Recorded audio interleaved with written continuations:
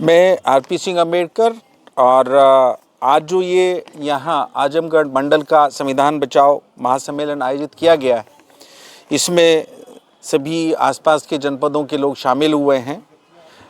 हमारे आजमगढ़ के अलावा बलिया जनपद से लोग आए हैं, गाज़ीपुर जनपद से लोग आए हैं, मऊ से आए हैं, लखनऊ से भी हमारे कुछ, लखनऊ और इलाहाबाद से भी हमारे कुछ विशिष्ट अतिथि यहाँ सुप्रीम कोर्ट हाई कोर्ट के वकील साहिबान यहाँ उपस्थित हुए और हमारे विद्वान जनों ने आज इस संविधान बचाओ महासम्मेलन को लेकर यहाँ बातचीत रखी। इस सम्मेलन को बुलाने का मुख्य उद्देश्य ये है कि भारत के संविधान पे जिस प्रकार से कुछ वर्चस्ववादी ताकतों ने, कुछ पुरातनपंथी ताकतों ने हमला बोलने का काम किया है और उसकी जगह मनुस्मृति लाने का, नया विधान लाने की बात कही जा रही है और यहाँ तक कि संविधान को जलाने का काम भी पार्लियामेंट स्ट्रीट के ऊपर किया गया। वो अपराधी तो जेल के अंदर बंद हैं, वो बात अलग है, परंतु उन्हें अभी तक सज़ा नहीं हुई है। और हमारा ये कहना है कि ना ही हम भारत के संविधान के ऊपर कोई आँच आने देंगे, क्योंकि ये संविधान जो है भारत की जनता के लिए बनाया गया है। ये किसी विशेष वर्ग या विशेष धर्म के लिए नहीं बनाया गया है। किसी भी मज़हब या किसी भी पंथ में इतनी ताकत नहीं है कि वो भारत को एक रख सके। केवल और केवल भारत के संविधान में वो शक्ति है जो भारत को एक रख सकती है और भारत के सभी वर्गों को, सभी संप्रदायों को, सभी मज़हब के लोगों को, सभी संप्रदाय के लोगों को, सभी जातियों के लोगों को एक आंख से देखती है। समान अधिकार का वायदा करती है। सामाजिक समानता, आर्थिक समानता और राजनीतिक समानता केवल और केवल संविधान के माध्यम से ही प्राप्त की जा सकती है। इसलिए देश के हुक्मरानों से हमारा कहना है कि देश के अंदर संविधान को अक्षर से लागू किया जाए और देश के अंदर समान शिक्षा का कानून लाया जाए। One nation one education.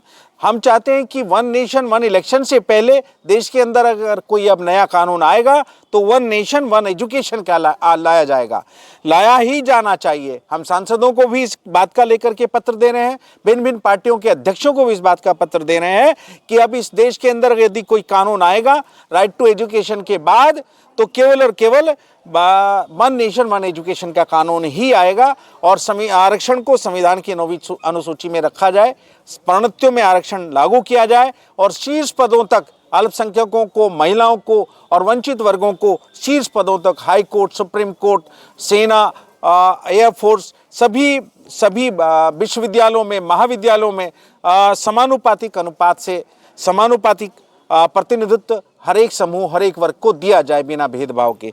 इन सारी चीज़ों को लेके और दूसरी तरफ जो बाबा साहब को लेकर के अपमानजनक टिप्पणी इस देश के गृह मंत्री द्वारा की गई है, उसकी हम घोर मजम्मत करते हैं इस सम्मेलन के माध्यम से और हम मांग करते हैं कि तत्काल गृह मंत्री को इस्तीफा देना चाहिए और इस मुल्क की जनता से माफ़ी मांगनी चाहिए अपने अपमानजनक शब्दों के लिए। और अगर वो इस्तीफा नहीं देते तो ये आंदोलन और तेज होंगे, देश के हर शहर में होंगे, गांव-गांव तक होंगे और हम आह्वान करेंगे कि ये स्वर्ग की बात करने वाले लोग, भगवान का नाम लेके स्वर्ग की बात करने वाले लोग वंचित वर्गों से वोट मांगने बिल्कुल ना आए। वो अपने भगवान से राजकाज के लिए वोट मांगे। जिस प्रकार से स्वर्ग जाने के लिए उसका नाम लेने की बात कर रहे हैं, उसी प्रकार से राजकाज स्थापित करने के लिए भी भगवान के पास ही वोट लेने के लिए जाए, वंचित वर्गों के पास बिल्कुल भी वोट लेने के लिए न आए। ये आह्वान इन संविधान बचाओ महासम्मेलन के माध्यम से ये जिला हर प्रदेश, हर प्रांत में होंगे। अगले सम्मेलन की बात मैं बता दूं आपको, अगले सम्मेलन हमारे आगरा 5 जनवरी को होने जा रहा है। 9 जनवरी को हमारा सहारनपुर के अंदर होगा मंडलीय सम्मेलन और 12 जनवरी को मेरठ के अंदर होगा मंडलीय सम्मेलन। 18 जनवरी को हमारा राजस्थान के अंदर भरतपुर में होगा और 19 जनवरी को हमारा लखीमपुर खीरी लखनऊ मंडल का सम्मेलन होगा और 28 जनवरी को हमारा जो है हनुमानगढ़ राजस्थान में सम्मेलन होंगे। इस प्रकार से देश प्रदेश के अंदर मंडलवार, संभागवार हम सम्मेलन करेंगे और उसके बाद जिलों के ऊपर सम्मेलन करेंगे।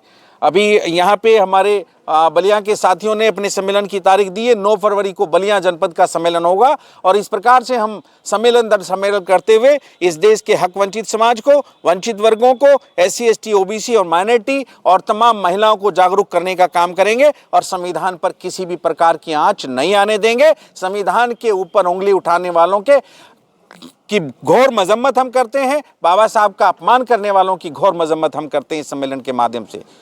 जी, सरकार कहती है कि हम संविधान के साथ कोई छेड़छाड़ नहीं कर रहे हैं, इसके बारे में क्या कहना चाहेंगे? ये आपको इनके कथनी और करनी में बड़ा भारी फर्क है। ये मुख में राम बगल में छुरी रखते हैं और संविधान को इन्होंने ना ही कभी सम्मान दिया है।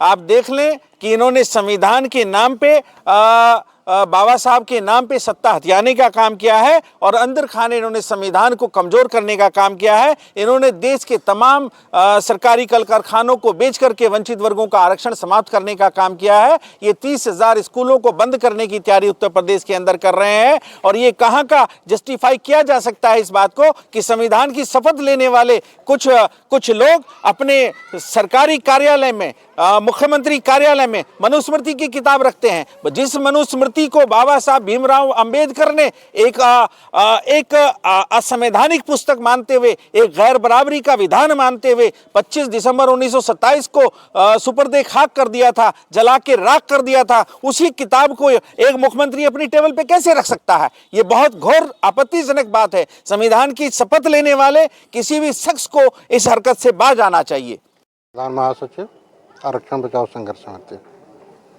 सर, आज जो आयोजन हुआ है ये किस संदर्भ में है, इस पर प्रकाश डालिए। देखिए, ये आयोजन संविधान बचाओ महासम्मेलन के नाम से है और जो आजकल चल रहा है, आजकल का ये कहिए तो 2016 से 15-16 से जब संसद भवन के ठीक 200 मीटर की दूरी पे संविधान की प्रतियां जलाई गई, तभी से हम लोगों को लग गया कि संविधान बदलने की बात हो रही है, तो संविधान बचाने का कार्य हम लोगों को करना चाहिए।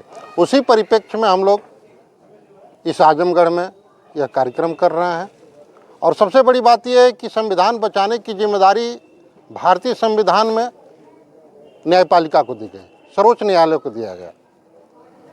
सर्वोच्च न्यायालय को पूर्ण अधिकार है कि कोई भी व्यक्ति अगर भारतीय संविधान के साथ छेड़छाड़ करता है तो उसको असंवैधानिक घोषित करे। यह अनुच्छेद 32 में इसका प्रावधान दिया गया है। उसको असंवैधानिक घोषित करे। अगर किसी व्यक्ति के साथ किसी भी प्रकार का उत्पीड़न होता है तो उसको उसका अधिकार दिलाए। यह संविधान का काम है, ये सुप्रीम कोर्ट का काम है। लेकिन जब सुप्रीम कोर्ट ही अनदेखा कर रही है, सुप्रीम कोर्ट उस पर एक्शन नहीं ले रही है, तो हम नागरिकों का, जो भारत के हम लोग हैं, हम नागरिकों का यह हक बनता है, अधिकार बनता है कि जन आंदोलन करें, कर्तव्य बनता है कि जन आंदोलन करें और इस संविधान के बदलने वाले लोगों को खिलाफ सड़क से लेकर के संसद तक आंदोलन करें। अभी हाल ही में एक विवादित बयान आया गृह मंत्री अमित शाह द्वारा, जिसमें अभी तक बहुत से राजनीतिक दलों ने इसका विरोध भी किया, अभी तक उन्होंने माफ़ी नहीं मांगी है। इस प्रकरण में क्या कहेंगे? देखिए, हम तो इस प्रकरण में एक ही बात कहेंगे कि हम अम्बेडकरवादियों से उलझना आसान नहीं है। हम अम्बेडकरवादियों से उलझना आसान नहीं है। कभी मत कहना कि बाबा साहब अम्बेडकर जी भगवान नहीं है, क्योंकि बाबा साहब अम्बेडकर जी ने जो करके दिखाया वह किसी भगवान के बस की बात नहीं थी। भारत के बहुजनों एवं महिलाओं को अधिकार दिला दे, ये बाबा साहब अम्बेडकर के अलावा किसी की औकात नहीं थी। तो बाबा साहब अम्बेडकर की संविधान के बदौलत हम लोगों को हक अधिकार मिला है और बाबा साहब अम्बेडकर का नाम लेकर के ही हम लोग यहाँ पे मौजूद हैं। नहीं तो उनके भगवान से हम लोगों को न किसी प्रकार का अधिकार मिला, न पढ़ने लिखने का अधिकार मिला, न कुर्सी पर बैठने का अधिकार मिला। जो भी मिला है हमारे बाबा साहब के संविधान से मिला है।